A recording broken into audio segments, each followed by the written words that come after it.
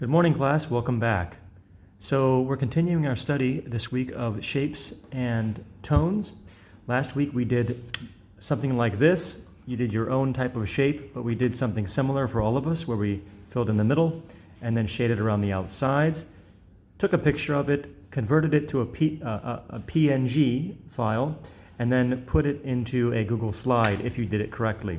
This week we're going to do 3 more of these. And you're going to start by getting a 25 by 25 centimeter piece of thick paper. Actually, for students at school, we're using this stuff called illustration board. It's actually kind of thick, you can hear it. And it's great for drawing on too. You can buy this at any art store. If you can't find it, illustration board, then you can find any kind of thick or quality paper to use, just like you did last week. Let's begin. This week we're going to make 3 more shapes. I'm just going to draw random shapes on here. The rule is simple. You must include every piece of this board or piece of paper. You cannot waste any of it. So I'm just going to kind of draw a line coming down here maybe, and then there.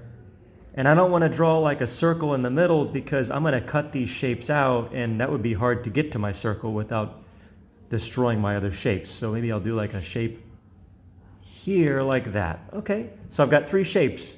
1, 2, and then 3. All right, now actually I've already gone ahead and I've cut out, so I've gone to the next stage. I've cut those out just like you should. And I'm ready to begin on today's task. So after you've cut your strange looking shapes out, whatever those are, I want to remind you that it's hard to cut at sharp curves. So if you do a curve like I've done here, make it easy on yourself and make it kind of a long curve, not a short little curve, because with scissors, it's hard to cut at angles, you know? Anyway, I'm going to take my first piece here, and I'm going to show you what to do with it. Follow along.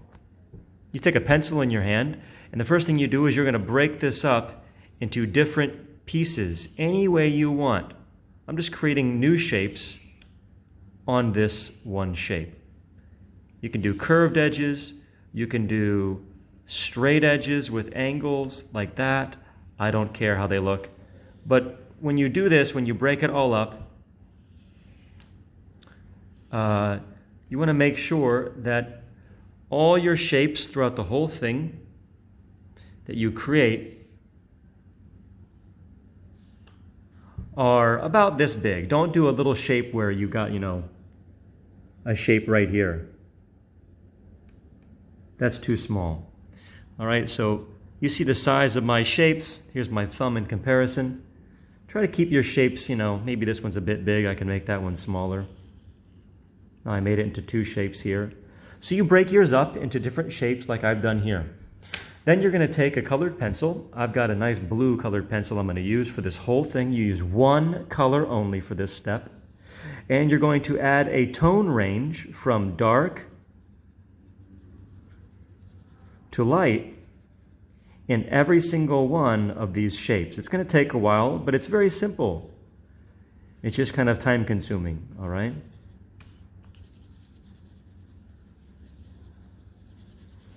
Now I'm going to fill this whole thing out. I'm going to do just one for you. And I'm going to allow you to sort of imagine what the rest would look like. I'm going to finish mine once I end this video. And I'm going to upload mine as an example so you can see the finished product, what mine looks like. As you can see, I'm releasing pressure on my pencil as I fade away from where I started right here. I'm getting it lighter and lighter. I'm using little strokes. I don't want a lot of white paper to show. That'll make it look sloppy. I'm fading, I'm fading. The goal is to go from the darkest you can, like right here, to as lightest as possible and go all the way to the edges. This is for a grade, so don't rush it and don't be sloppy. You want to go all the way to your edges, and wherever you miss the edges, go back and kind of touch those up a little bit. All right. That's a finished shape. That's an 8 out of 8 points. Now I'd go on and I'd do, for example, this shape right here. And I want to go the opposite direction this time so I can see my shapes sort of appear next to each other. And I'm going to do the same thing in this little shape here, fading from there to there, never crossing over a line when I'm doing my tones here. If you want to see what the finished product looks like, I'm going to put this into our Google Classroom for today's task, and you'll see what my finished product looks like here. So I'm going to stop this right here for time's sake, and I'm going to move on and show you what we do with our next of our 3 shapes.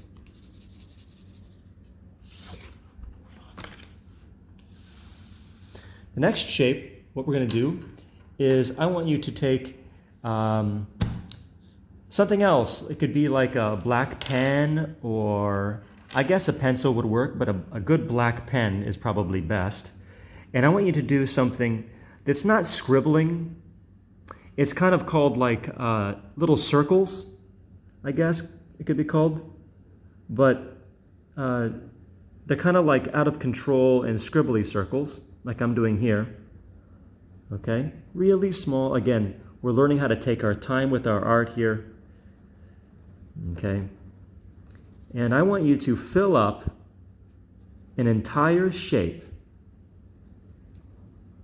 any shape you want out of your 3, with these little tiny scribbly circles. This will take a long time. This could take you about 20 minutes or so. But again, if you look at the due date for this task, for today's task, it's not due until next Tuesday, 8 a.m., so you have some time. Work on it a little bit each day while you're watching TV or something. Now you can see how I'm doing these little out-of-control circle, scribbly things. I'm going to call them scumbles. Okay? And I want to fill the whole shape up with these things, except, and this is the hard part, I want some areas to be darker and some areas to be lighter. And I'm going to upload my finished version of this by the end of today, so you can see what it looks like, okay? So you'll see also on my example today, not only the first shape, but what the second shape right here looks like when it's finished. And I'm going to rush through mine, but I want you to take your time on yours. Moving on to the last shape.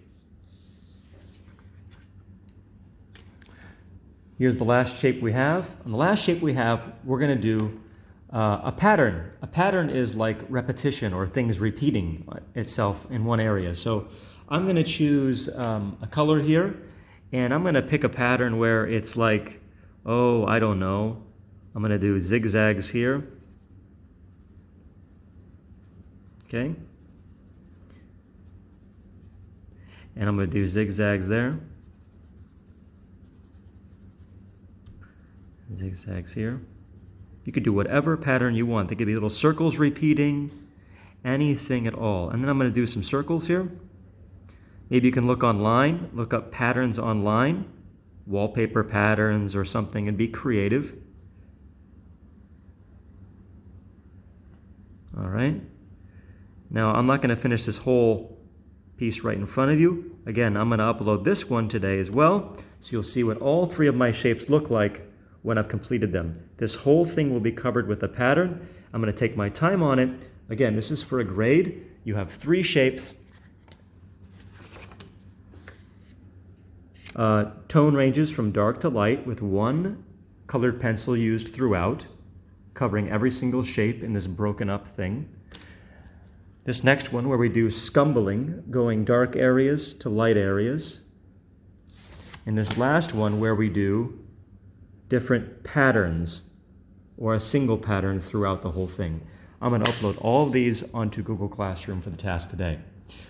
When you're done, just like last time, you're going to convert you're going to photograph your 3 pieces separately, and you're going to convert each of them into a .png file, okay? And you do that not by on your own. You go to my last week's task, and you look up how to convert a PNG file, and you put them, all 3 of these PNG images, into one Google slide, just like you'll see in my example. Good luck.